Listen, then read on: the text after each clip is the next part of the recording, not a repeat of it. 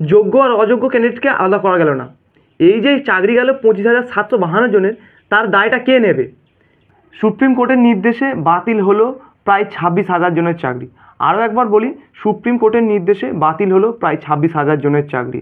2016 সালে এসএসসির গোটা প্যানেলটাকেই বাতিল করা হলো। হাইকোর্টের যে নির্দেশ দেওয়া হয়েছিল সেই নির্দেশকেই বহাল রেখে সুপ্রিম কোর্ট জানালো 2016 সালের প্যানেলটাকে পুরো বাতিল করতে হবে। তাহলে যারা যোগ্য ক্যান্ডিডেট ছিল তারা এখন কি করবে? আমরা মোটামুটি সকলেই জানি যে বর্তমান সমাজে একটা চাকরি পাওয়া আর ভগবানের দেখা মেলা প্রায় সমান।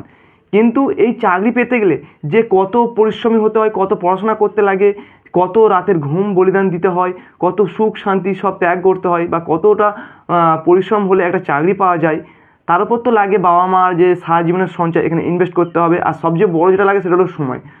আর তারপরে একটা চাকরি পাওয়া যায়।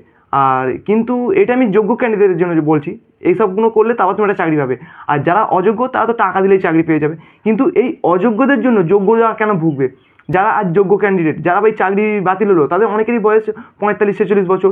তারা এখন আবার কীভাবে পড়াশোনা করবে? তাদের বাড়িতে যে বউ বাচ্চা, তাদের বৃদ্ধা বাবা মা, তারা এখন কী করবে? তাদের সংসারটাই বা কীভাবে চলবে?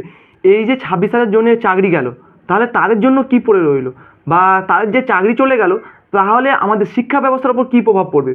এই উল্লেখে সুপ্রিম কোর্ট জানিয়েছেন যে 26,000 জনের যে চাকরি চলে গেছে, তারা যে কিছু কিছু এর মধ্যে ছিল যে কিছু কিছু অন্য ডিপার্টমেন্ট থেকে চাকরি করতো, সেখান থেকে এখানে এসেছে, তাদের সেখানে ফিরে যাওয়ার একটা ভালো সুযোগ থাকবে। মানে তারা সেখানে যদি যায় সেই চাকরি আবার ফিরে পাবে। কিন্তু যারা ফ্রেশ ক্যান্ডিডেট, যোগ্য ক্যান্ডিডেট ছিল, যারা প্রথমবারেই মানে পরীক্ষা দিয়ে এই চাকরিটা পেয়েছিল, তারা কী করবে? তাদের জন্য জানিয়েছেন যে তা আবার 3 মাসের মধ্যে নতুন প্যানেল করা হবে, আর সেখানে স্বচ্ছভাবে নতুন যোগ্য ক্যান্ডিডেটদের নেওয়া হবে। আর যাদের বয়স হয়ে গেছে তারা বয়সের ছাড় পাবে আর সেইভাবে দিতে পারবে। কিন্তু সমস্যা হলো, তারা একটা সময় চাকরি পড়াশোনা করতো, চাকরি মানে পেয়েছে, কিন্তু আজ তাদের হয়তো বয়স হয়ে গেছে, কারো 40, কারো 45, কারো 50। কিন্তু এখন তারা হয়তো বয়সের ছাড় নিয়ে পরীক্ষায় বসতে পারবে, কিন্তু তারা কি আদৌ পাস করতে পারবে? যা তাদের তখন যে মেরিটটা ছিল, এখন কি সেই মেরিটটা আছে? আমাদের যে 24-25 বয়সে যে আমাদের গায়ের ক্ষমতাটা থাকে, সেটা কি 50 বছরে থাকে? বা আমাদের ব্রেন যতটা সেই সময় কাজ করে, এখন কি সেরকম কাজ করবে? যারা যারা যোগ্য ক্যান্ডিডেট ছিল, তারাই যে আবার যোগ্য ক্যান্ডিডেট চাকরি পাবে, সেটা মানে গ্যারান্টি কে দেবে? সুপ্রিম কোর্ট এটা তো একবারও বলছে না। আর তাদের ফ্যামিলি পরিজন আছে, তারা এই মুহূর্তে এসে পড়াশোনাও করতে পারবে না।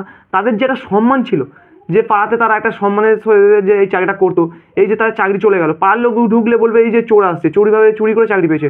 তাদের এই যে সম্মান, এই সম্মানটা কে দেবে?